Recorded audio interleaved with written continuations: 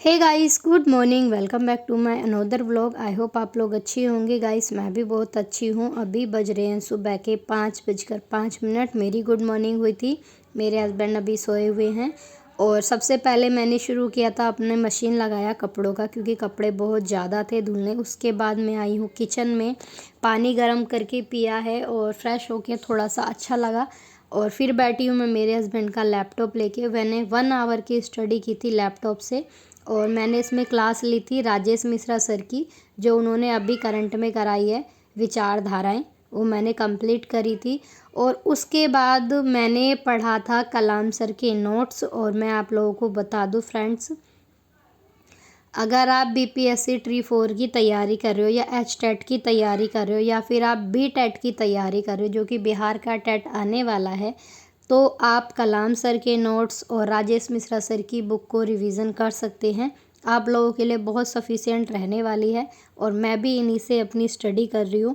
और मैंने ट्री 3 में राजेश मिश्रा सर की बुक से ही तैयारी की थी। तो फ्रेंड्स मैं आपको बता दूँ, राजेश मिश्रा सर की बुक से ट्री 3 में हेडिंग से, जो सीधे सीधे हेडिंग से क्वेश्चन आए, वो 30 से 35 क्वेश्चन है, जो आप लोगों को हुबहू मिल जाएंगे अगर आप उसे पढ़ेंगे तो।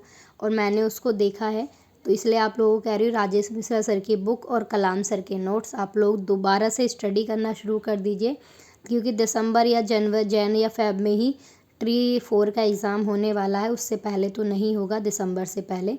अगर आप लोगों के पास कलाम सर के पीडीएफ के नोट्स अवेलेबल नहीं है, तो मैं मेरे टेलीग्राम चैनल का लिंक दे दूँगी, आप लोग वहाँ से मेरे को जाकर कमेंट कर दें।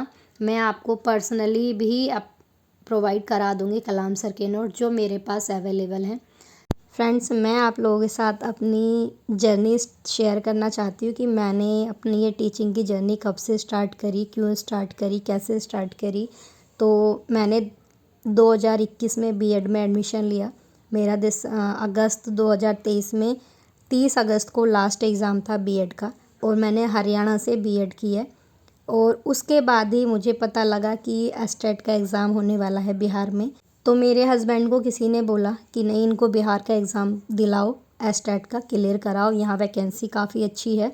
और उससे पहले ट्री 1 का एग्ज़ाम भी हो चुका था, तो देखने में आया था कि बहुत अच्छी वैकेंसी है।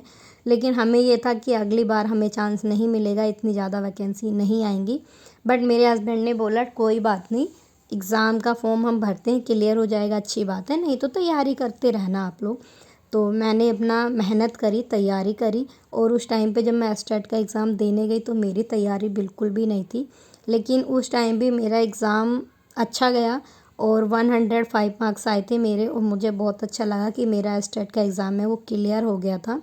उसके बाद ही फिर मैंने तैयारी करी और मुश्किल से ही सितंबर अक्टूबर में रिज़ल्ट आया कि हाँ हमारा एस्टेट क्लियर है। मैंने अक्टूबर से स्टार्ट किया तैयारी करना और दिसंबर में एग्ज़ाम था। तो मेरे पास वही 1 मंथ के आसपास ही मुझे टाइम मिला।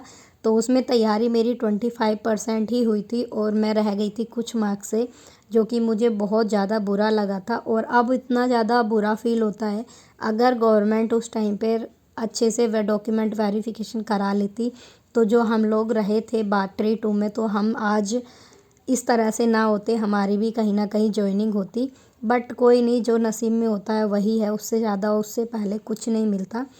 उस टाइम से ही मेरी तैयारी चल रही है अभी तक भी, और मैंने अभी ट्री 3 का एग्ज़ाम भी दिया है और मार्क्स भी अभी तक तो सही हैं। बाकी मेन आंसर की जो आने वाली है, फाइनल आंसर की, उसके बाद मुझे पता लगेगा कि एग्ज़ाम में कितने मार्क्स हैं और कितने कम हुए हैं या कितने ज़्यादा हुए हैं और फाइनली मार्क्स कितने हैं, क्योंकि अभी इन वाले मार्क्स का कोई मैटर नहीं है, फाइनल आंसर की के बाद ही पता चलेगा।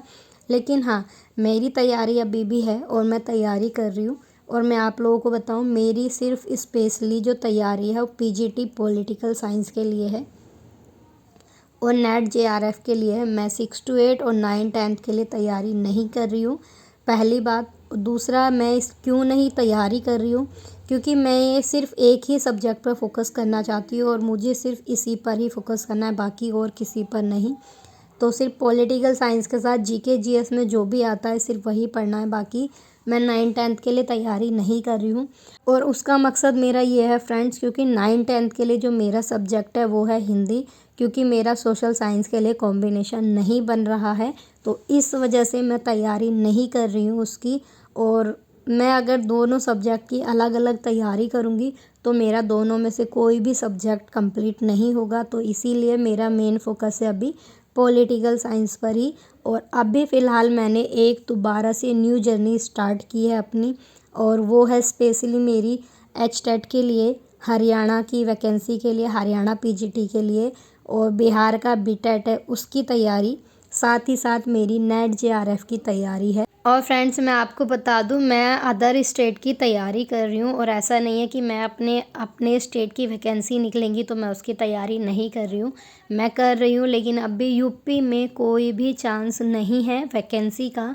अभी अक्टूबर चल रहा है, अभी कोई नोटिफिकेशन नहीं आया। नवंबर भी आ जाएगा, दिसंबर भी, तो अभी उसकी उम्मीद नहीं है। लेकिन हाँ, नेट जेआरएफ की अगर मैं तैयारी कर रही हूँ तो मेरा यूपी पीजीटी, इतना मैं समझ सकती हूँ कि यूपी पीजीटी की तैयारी भी मैं साथ साथ ही हो रही है, और सेम सिलेबस है सब चीज़ का। तो सिलेबस को ध्यान में रखते हुए ही मैं सारी चीज़ों की तैयारी कर रही हूँ। और फ्रेंड्स, मैं आप लोगों से भी यही बोलूँगी कि अगर आप लोगों को लगता है कि आपके स्टेट में वैकेंसी नहीं है, अगर आपको कहीं भी वैकेंसी है, आप लेडीज़ हो, गर्ल्स हो, तो आप ये मत सोचो कि फैमिली क्या बोलेगी या वो क्या बोलेंगे, किसी का भी मत सोचो, सिर्फ अपने लिए सोचो। और अपने माइंड को आप जितना ज़्यादा बिज़ी रखोगे ना, आपकी आधे से ज़्यादा टेंशन कम हो जाएगी। तो मैं तो यही कर रही हूँ, मैं अभी अपने आप को ना स्टडी पर ही फोकस किया हुआ है। जो फालतू की बातें अभी चल रही हैं अपने परिवार में या अपनी फैमिली में या बाहर आप कहीं देखोगे, तो उन सब चीज़ों से छुटकारा पाने का मेरे को एक ही अब आसान उपाय लगा, वो है स्टडी। सिर्फ अपनी स्टडी पर फोकस करो, no stress, no tension, without tension आप स्टडी करो। और आज मैं आपको बताऊं फ्रेंड्स, मैंने काफ़ी दिनों से मैं पॉलिटिकल साइंस पढ़ रही थी, तो मेरा मन थोड़ा सा ना ऐसी परेशान सा हो गया था।